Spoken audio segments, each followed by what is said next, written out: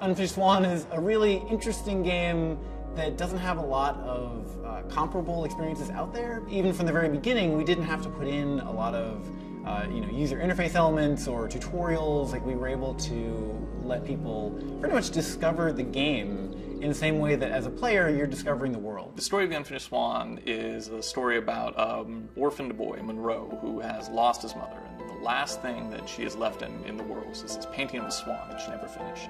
And one night the swan gets up out of the painting and wanders into this fantastic world. And Monroe follows the swan and in an attempt to catch it, an attempt to really hold on to the last thing he has of his mother's.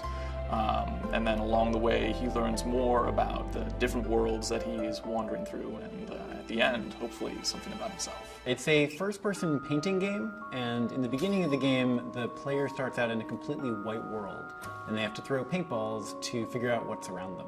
Our paint splatting, that's really the central piece of tech that we've spent the most time on trying to really polish and make look as realistic, but also as stylized as possible.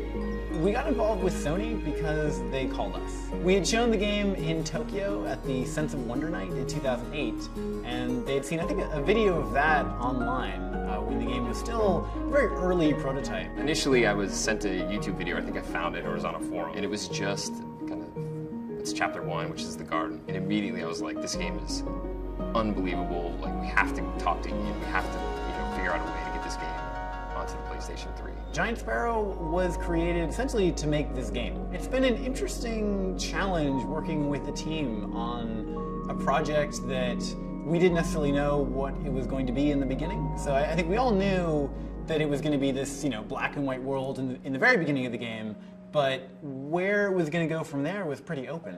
Being a small team, we work very closely together, and everybody has to wear a lot of different hats and have more different domain knowledge than you would in a larger team where you're more focused on just a very specific subset of things. I think this game appeals to two very different sets of people. There's the hardcore gamer, and then there's the person who doesn't really like games. And oddly enough, I think the game appeals to both of those people for a lot of the same reasons. I don't really know where video games are headed.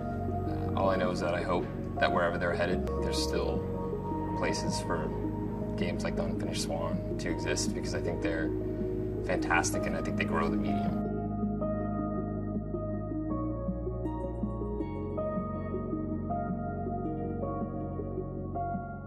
PlayStation